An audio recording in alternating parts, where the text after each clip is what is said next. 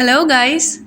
सो ये हमारा tenses part 5 जो पहले 4 पार्ट्स में बना चुकी हूँ, उसमें हमने 3 जो है हमारे पार्ट्स कवर कर लिए हैं, इनडेफिनिट पार्ट, कंटिन्यूस और परफेक्ट। यानी कि इन 9 टाइप्स को हम पढ़ चुके हैं। उन 4 पार्ट्स में अगर आपने वो वीडियो नहीं देखी वीडियोस, तो आप वो वीडियोस ज़रूर देखें। अगर तो आप चाहते हैं कि आप शुरू से टेंसेस को समझना चाहते हैं, तो आपको वीडियोस ज़रूर देखनी चाहिए।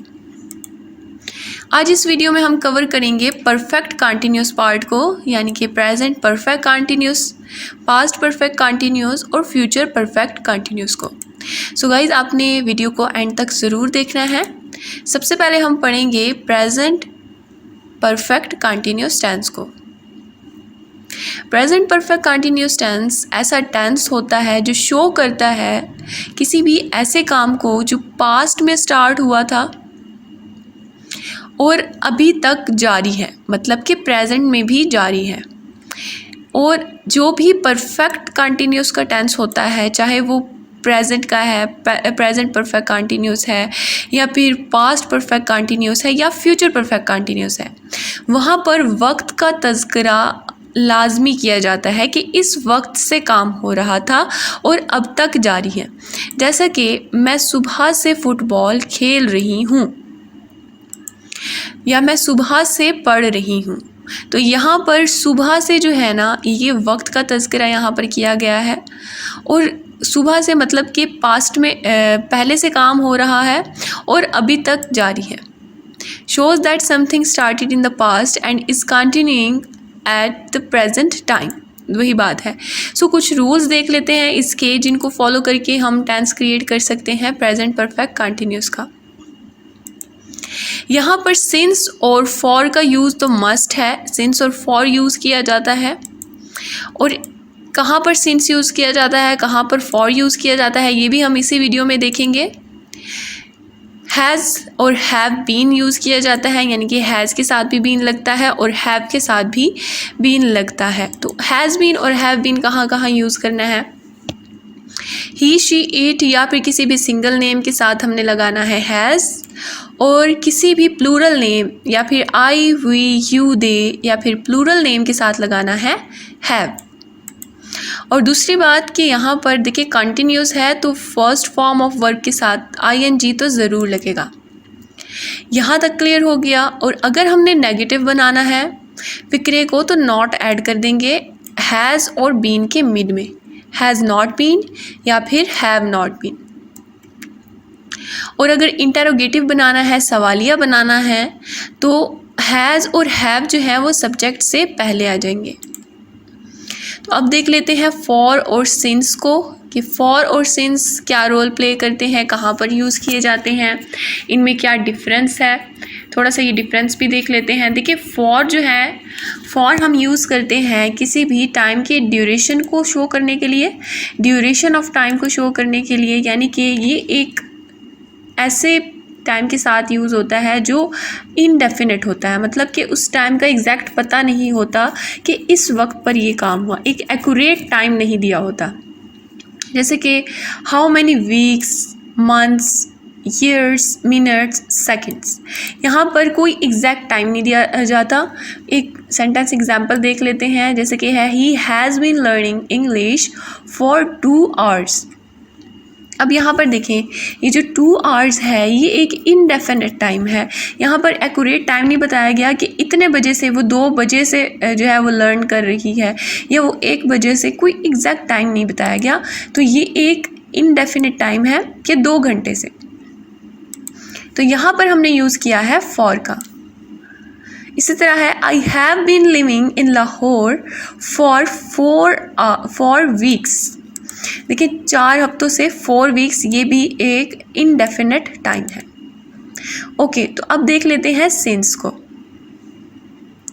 सिंस कहाँ पर यूज़ करते हैं। सिंस यूज़ किया जाता है डेफिनेट टाइम के साथ, मतलब कि जहाँ पर एक ख़ास वक्त बताया जाता है, जहाँ से काम शुरू हो रहा है, वो जो है वो एग्जैक्ट टाइम बताया जाता है उस वक्त का।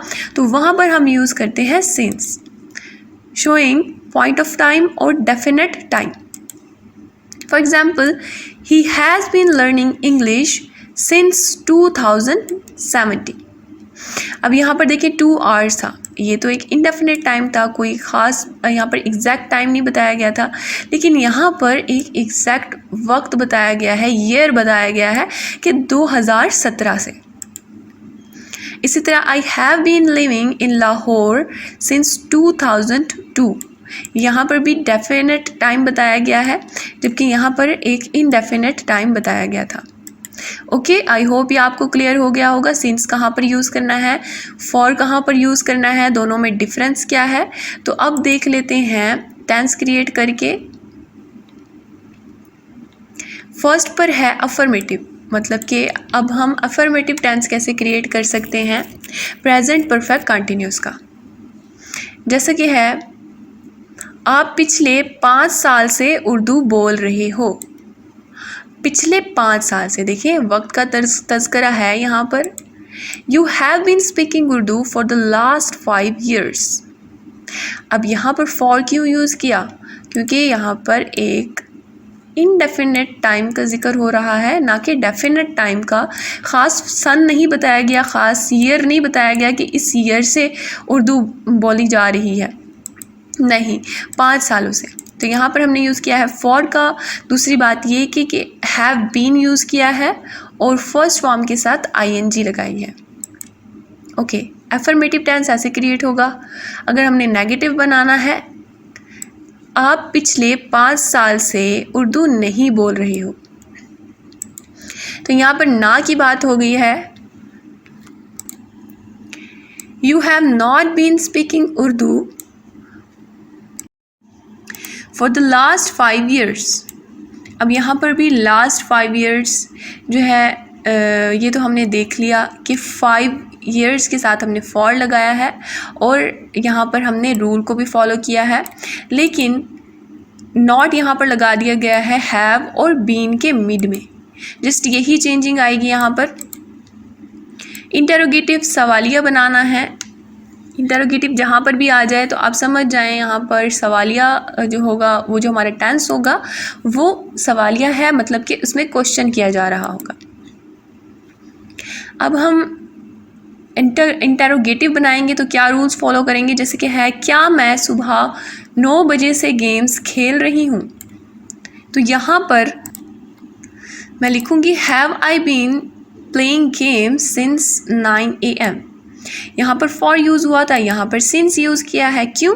क्योंकि यहाँ पर एक एग्जैक्ट टाइम दिया गया है 9 AM। यहाँ पर ये नहीं दिया कि भी 2 घंटे से मैं गेम खेल रही हूँ या फिर क्या, नहीं, यहाँ पर एग्जैक्ट टाइम दिया गया है। दैट्स वाई हमने यहाँ पर सिंस यूज़ किया है। और एक इंटरोगेटिव टेंस है तो सब्जेक्ट से पहले हेल्पिंग वर्ब हम लगा देते हैं, सब्जेक्ट से पहले यूज़ होता है इंटरोगेटिव टेंस में।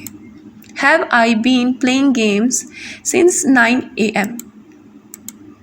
इसी तरह अगर मैं कहना चाहूँ कि क्या मैं सुबह 9 बजे से गेम नहीं खेल रही हूँ, तो देखिए ना की भी बात हो रही है, यहाँ पर ना होने की भी बात हो रही है, और फ़िक्रा जो है वो सवालिया भी है, इंटरोगेटिव भी है। तो ये एक नेगेटिव इंटरोगेटिव टेंस है। देखिए इंटरोगेटिव था, यहाँ पर भी हमने एंड पर क्वेश्चन मार्क लगाया है, और नेगेटिव इंटरोगेटिव टेंस में भी एंड पर हमने लगाना है question mark. Have I not been playing games since 9 AM।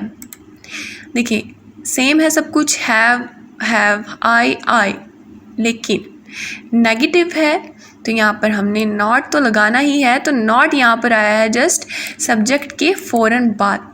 Have I not been playing games since 9 AM, दोनों सेम है बिल्कुल, जस्ट ये चेंजिंग है कि यहाँ पर सब्जेक्ट के फ़ौरन बाद हमने नॉट लगाया है। ओके, तो ये हमने देख लिया, चारों तरह से टेंस क्रिएट करके देख लिया।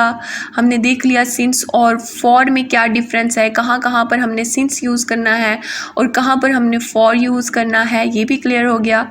रूल्स क्या हैं टेंस को क्रिएट करने के लिए, डेफिनेशन क्या है प्रेजेंट परफेक्ट कंटिन्यूस टेंस की। तो गाइज़ आई होप आप लोगों को समझ आ गया होगा कि प्रेजेंट परफेक्ट कंटिन्यूस क्या है।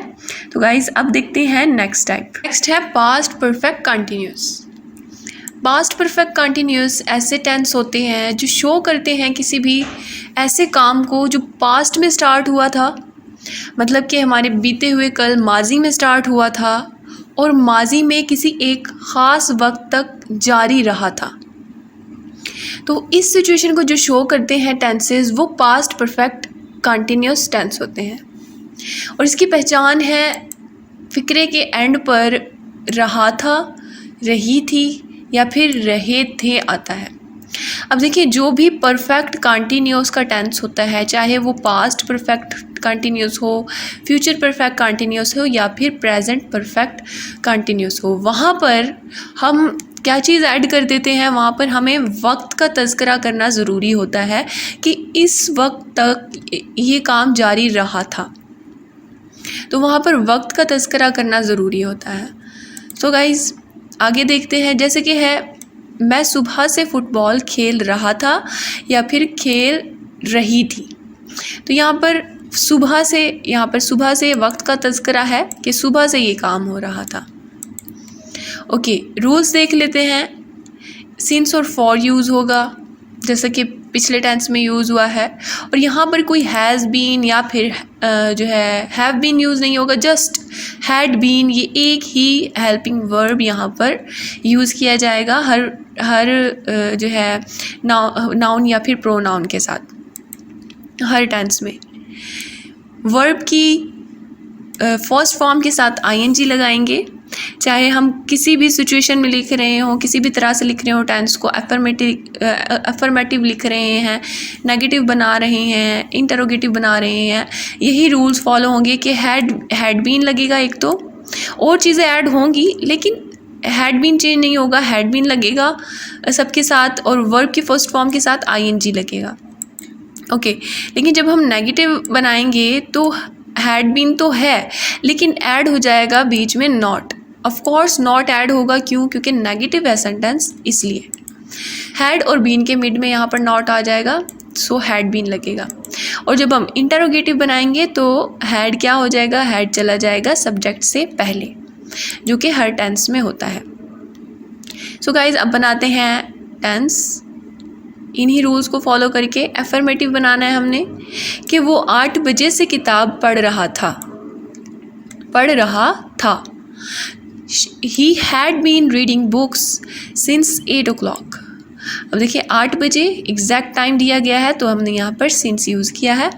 He had been reading books since 8 o'clock। had been use किया गया है रूल्स के अकॉर्डिंग और फर्स्ट फॉर्म के साथ read के साथ यूज़ हुआ है ing का।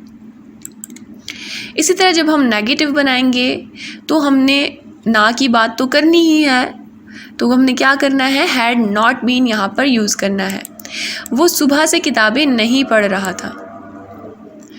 He had not been reading books since 8 o'clock। Very simple. Next है इंटरोगेटिव, सवालिया बनाना है। क्या वो सुबह 8 बजे से किताब पढ़ रहा था? Had he been reading books since 8 o'clock?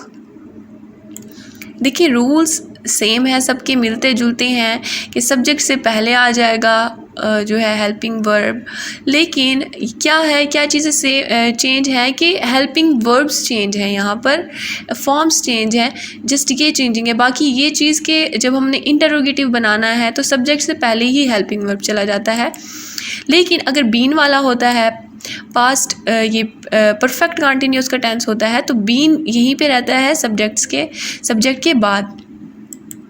Okay, had he been reading book since 8 o'clock। इसी तरह है नेगेटिव इंटरोगेटिव।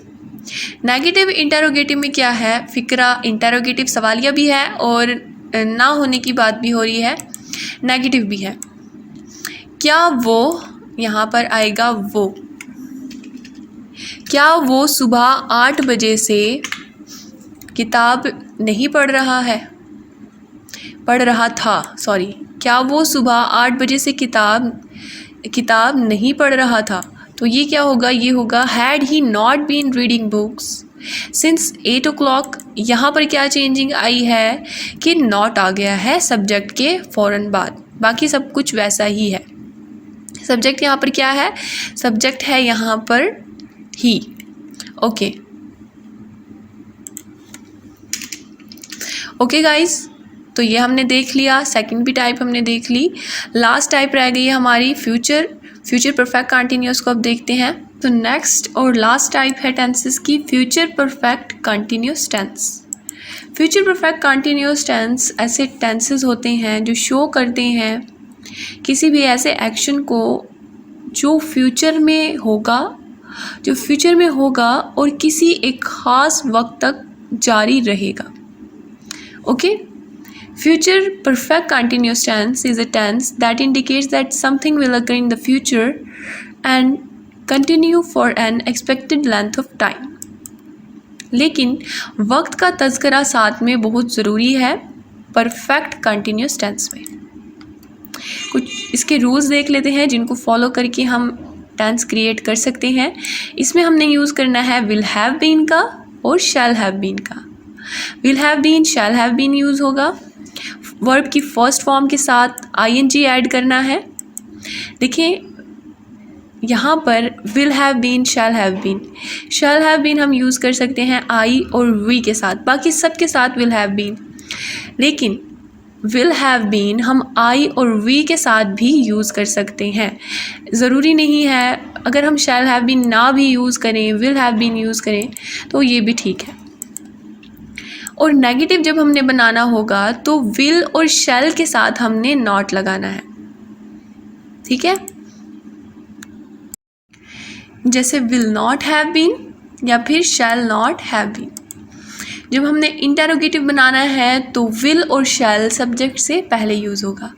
सो इन सारे रूल्स की भी हमें समझ आ जाएगी जब हम टेंस क्रिएट करेंगे। सबसे पहले हम देख लेते हैं अफर्मेटिव। फॉर एग्ज़ाम्पल, वो 8 बजे से किताबें पढ़ रहे होंगे। तो इसको जब हम इंग्लिश में बनाएंगे, they will have been reading books since 8 o'clock। Since यहाँ पर यूज़ हुआ है क्योंकि यहाँ पर एक एग्जैक्ट टाइम बताया गया है।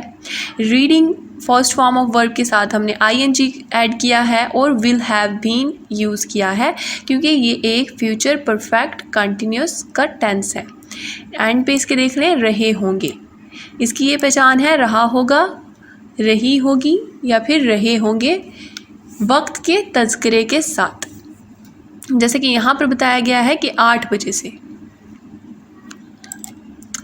नेक्स्ट है नेगेटिव। वो 8 बजे से किताबें नहीं पढ़ रहे होंगे। They will not have been reading books since 8 o'clock। They will not have been, यहाँ पर नॉट ऐड हो गया है, just will not have been, will के बाद में और हैव, विल और हैव के मिड में। इंटरोगेटिव, अगर हमने सवालिया बनाना है, क्या वो 8 बजे से किताबें नहीं पढ़ रहे होंगे, सॉरी ये नेगेटिव और इंटरोगेटिव होता है।